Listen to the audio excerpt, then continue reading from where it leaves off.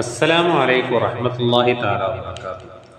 ഒന്നാം ക്ലാസ്സിലെ വിദ്യാർത്ഥികളുടെ രണ്ടാമത്തെ പാർട്ടിൻ്റെ 12ാമത്തെ പാഠമാണ് അൽ വഹദത്തു സാനി അശറ, പാഠം 12.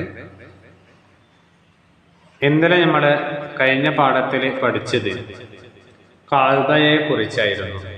കഫ് എന്ന അക്ഷരത്തിനെ കുറിച്ചിട്ടാണ് പഠിച്ചത്. ഇതിപ്പോൾ അതേ കാഫിനെ തന്നെ മറ്റൊരു രീതിയിൽ എഴുതുന്ന ഒരു രൂപമാണ് നമ്മൾ ഇന്ന് പഠിക്കാൻ പോകുന്നത്. ഇവിടെ കാണുന്നതായ ചിത്രം നമ്മൾക്ക് പരിചയമുള്ള ചിത്രമാണ്. എന്താണിത്? ബ്രിഡ്ജ്. നമ്മൾ റോട്ടിലൂടെ സഞ്ചരിക്കുന്ന സമയത്ത് പുഴയുള്ള സ്ഥലങ്ങളിൽ, തോടുള്ള സ്ഥലങ്ങളിൽ സഞ്ചരിക്കാൻ വേണ്ടി നിർമ്മിച്ചതായ ബ്രിഡ്ജാണ് ഈ കാണുന്നത്. ഇതിന് അറബിയിൽ പറയുന്ന പേരാണ് കുബ്രി. കുബ്രി എന്നാണ് പേര് പറയാ, കുബ്രി.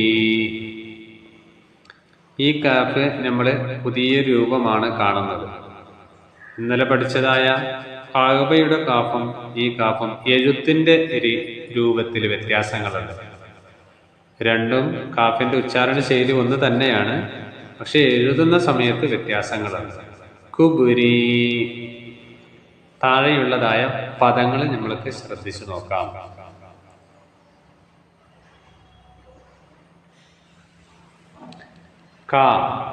കർബുൻ, കർബുൻ. കുതുബുൻ, കുതുബുൻ. കിബ്റുൻ, കിബ്റുൻ. ശുക്റുൻ, ശുക്റുൻ.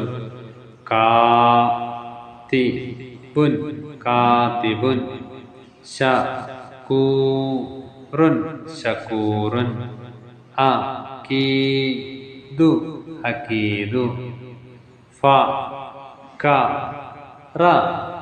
ഫക്കറ.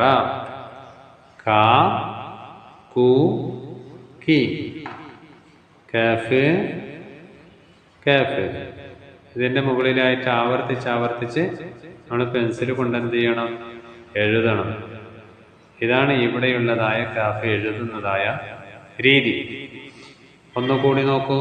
കുബ്രി, കർബുൻ, കുതുബുൻ, കിബ്റുൻ, ശുക്റുൻ, കാതിബുൻ, ശകൂറുൻ, അകീദു, ഫക്കറ. കി, കഫ്, കഫ്. അടുത്ത പേജ് ഒന്ന് ശ്രദ്ധിച്ചു നോക്കുക. നഖറ, വായിക്കുക. റബ്ബുക്കും, ബുകൂറുൻ, കുതുബുൻ, അകീദു, ഷാകിറുൻ, കർകറ, കാദിസുൻ, അക്സിബു.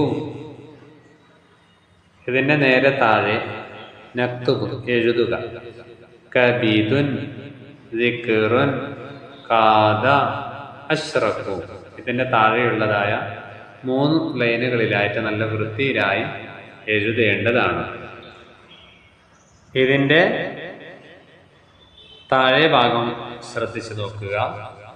നഖറഉ മിനൽ ഖുർആൻ, ഖുർആനിൽ നിന്ന് വായിക്കുക. കിതാബുൻ, സലകകും, തകാദു, സുക്കിറു, കതബത്, കാദിബൻ. അപ്പോൾ ഈ കുബ്രി എന്നുള്ള പാഠത്തിൽ നമ്മൾ പഠിച്ചതായ കാഫ് കൂടുതൽ എഴുതുകയും വായിക്കുകയും ചെയ്യണം. അല്ലാഹു തആല തൗഫീഖ് നൽകട്ടെ. ദുആ വസിയത്തോടെ അസ്സലാമു അലൈക്കും വറഹ്മത്തുള്ളാഹി.